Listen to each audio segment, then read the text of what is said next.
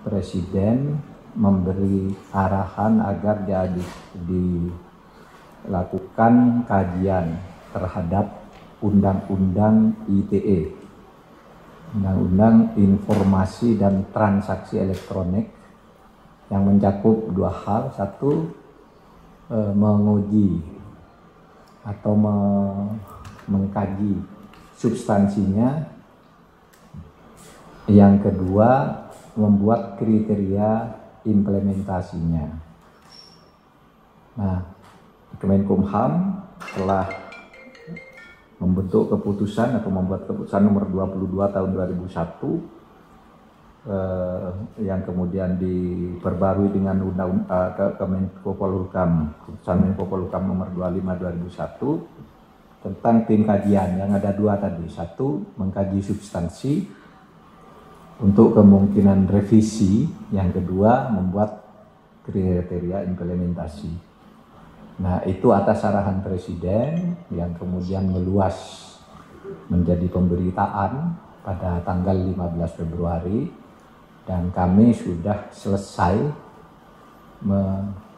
melaksanakannya, melakukan kajian dan membentuk draft pedoman implementasi. Sebenarnya selesainya sudah agak lama, yaitu pada bulan puasa, tetapi kita berhenti dulu bulan puasa. Sekarang tadi kami baru laporan kepada Presiden dan sudah disetujui untuk dilanjutkan. Pertama, ya,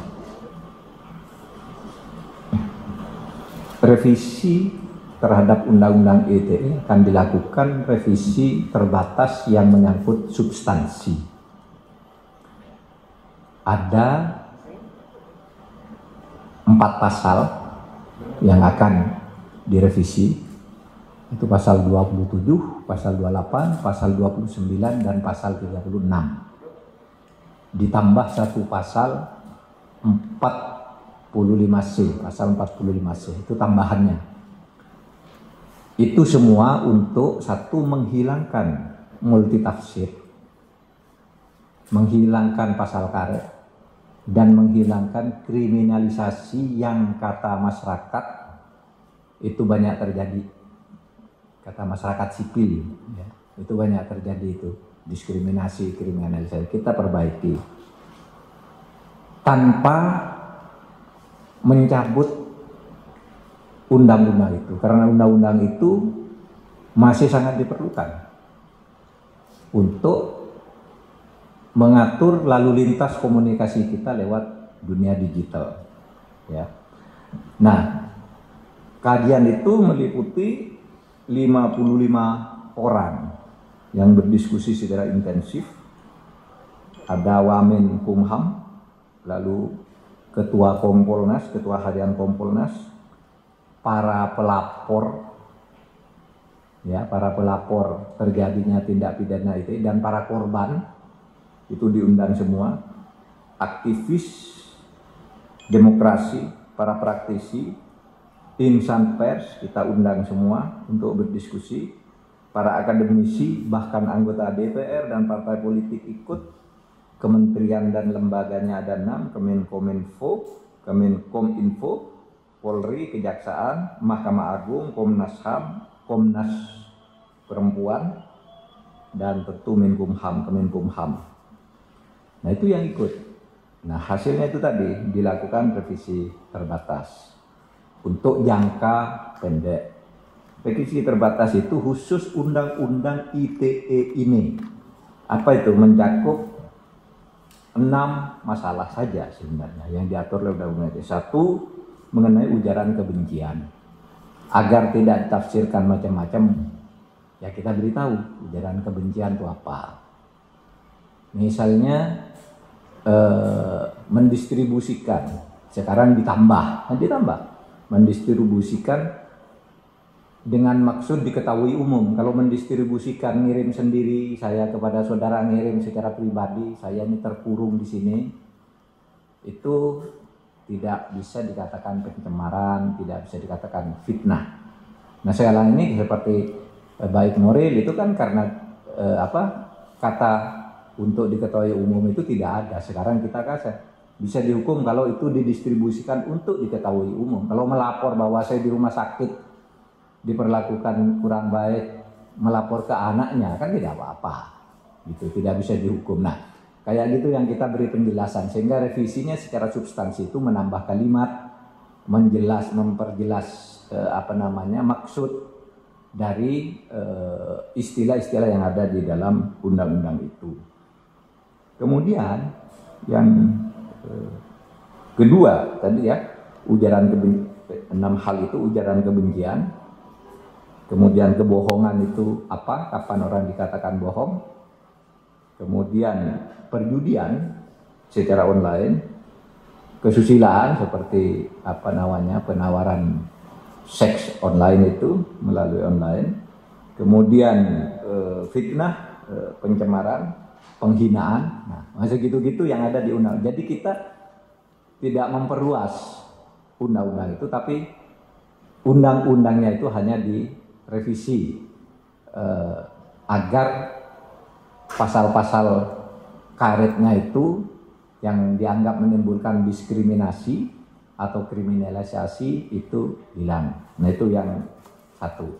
Selesai laporan ke Presiden, dan ini nanti akan dimasukkan melalui proses legislasi, akan dikerjakan oleh Kemenkumham untuk apa? Untuk penyerasian atau untuk sinkronisasi itu, dan dimasukkan ke proses legislasi berikutnya.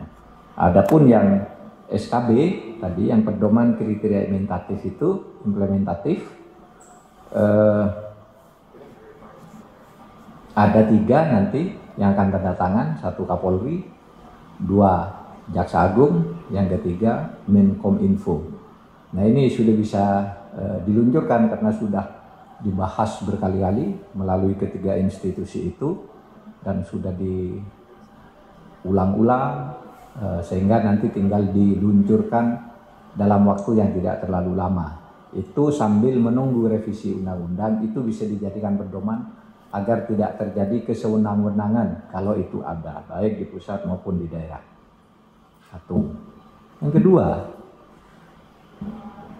terkait dengan perkembangan digital di seluruh dunia sekarang ini, kita itu sekarang akan menyiapkan satu rancangan undang-undang yang mencakup banyak hal yang belum dicakup oleh 6 hal tadi, yang hanya menyangkut ujaran kebencian, bohong, judi, kesusilaan, penghinaan, fitnah. Di luar itu kan masih banyak.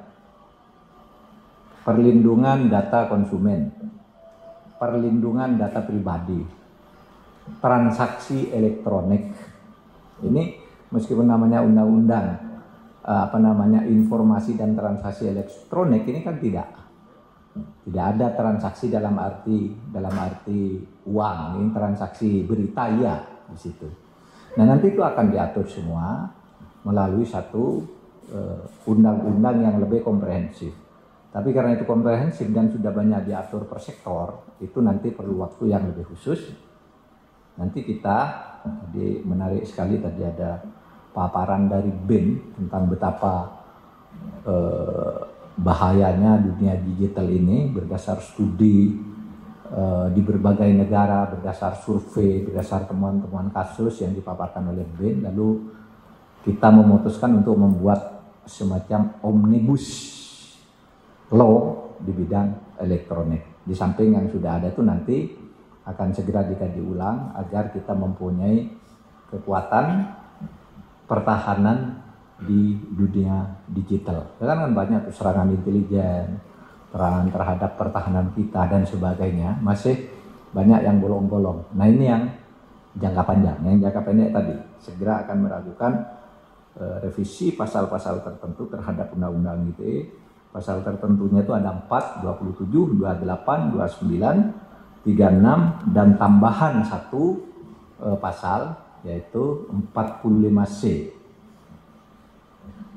Itu aja. Kalau ada pertanyaan silakan. Cukup, silakan. Dian Kompas. Ya, makasih Pak Menko. mau nanya terkait dengan revisi terbatas Undang-Undang ITE ini, berarti Kemenkumham ya Pak yang sudah menyiapkan naskah draft revisinya, kemudian nanti apakah akan diusulkan di perubahan prolegnas prioritas 2021 Pak?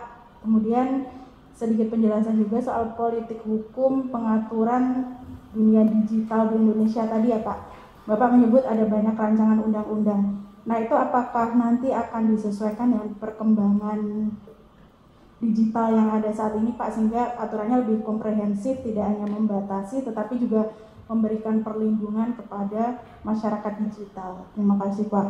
Ya, jadi yang membuat rancangan revisi itu adalah tim lintas kementerian dan lembaga, ya, dikoordinir oleh Menko Polhukam, lalu ada Menkumham, Menkominfo, Kepolisian, Kejaksaan, BSSN, itu bergabung di sini sejak bulan Februari. Nah, karena sekarang sudah selesai, lalu diserahkan ke Menkumham untuk dibawa ke proses legislasi, dibawa ke prolegnas, gitu. Kita sudah mengundang DPR juga untuk ikut membahas, yang kesimpulannya tidak ada pencabutan, tidak ada pencabutan undang-undang itu, tapi ada revisi yang sifatnya substansial dengan membuat rumusan-rumusan baru tanpa menghilangkan substansinya. Yaitu tadi contohnya kan, kalau barang siapa mengirimkan mentransmisikan satu konten tertentu itu diancam pidana sekian. Ditambah barang siapa mentransmisikan untuk diketahui umum, gitu kan? Tambah. Kalau cuma saya ngirim ke saudara, ngirim ke Dian gitu, Dian saya ini loh, saya ada ini itu, atau saya kirim ke Pak Sugeng, saya ada gini, itu kan kiriman pribadi, memberitahu informasi saya ini sedang ada di sini, merasa tersinggung, merasa apa gitu, itu nggak bisa, harus untuk diketahui umum misalnya. Dan yang lain-lain juga gitu, ada 6 di dalam 6 isu itu. Nah, tentang undang-undang komprehensif itu benar. Jadi kita akan membuat undang-undang perlindungan keamanan dan perlindungan masyarakat dari perkembangan digital. Seperti saya katakan tadi, BIN menemukan banyak hasil intelligence yang memang banyak hal-hal yang membahayakan negara, membahayakan masyarakat juga. Bahkan ada klaster-klaster apa yang sebenarnya memproduksi hoax gitu sudah terpetakan semua, sehingga nanti akan dimasukkan di dalam sebuah undang-undang. Tapi ini kerja yang agak lama karena harus komprehensif. Kan sudah ada undang-undang sektoral ya, ada undang-undang PDP yang sedang dibahas, ada undang-undang keamanan cyber, ada permen, ada peraturan ketua BSSN, ada peraturan undang-undang tentang pencucian uang. Itu semua kan sudah ngatur di situ. Nah, ini nanti mau diintegrasikan di dalam sebuah aturan gitu.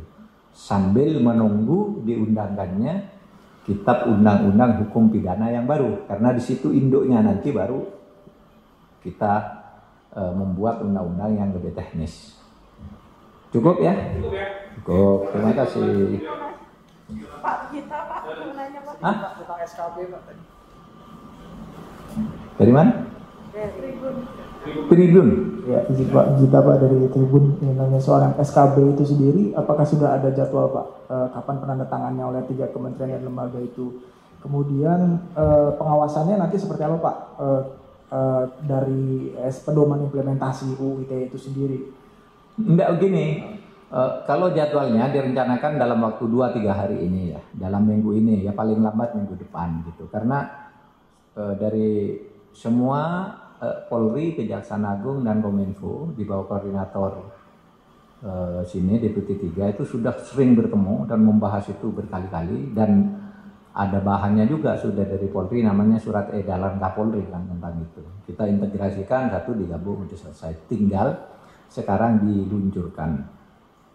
Cari waktu, misalnya saya besok enggak bisa, besok lusa enggak bisa. Nah, direncanakan Jumat, tapi yang lain Jumat bisa enggak nanti, tetapi paling lambat minggu depan. Prinsipnya Presiden minta agar segera itu diluncurkan dan revisi undang-undangnya agar segera disampaikan ke Menkumham untuk dibawa ke proses legislasi. Gitu. Cukup ya?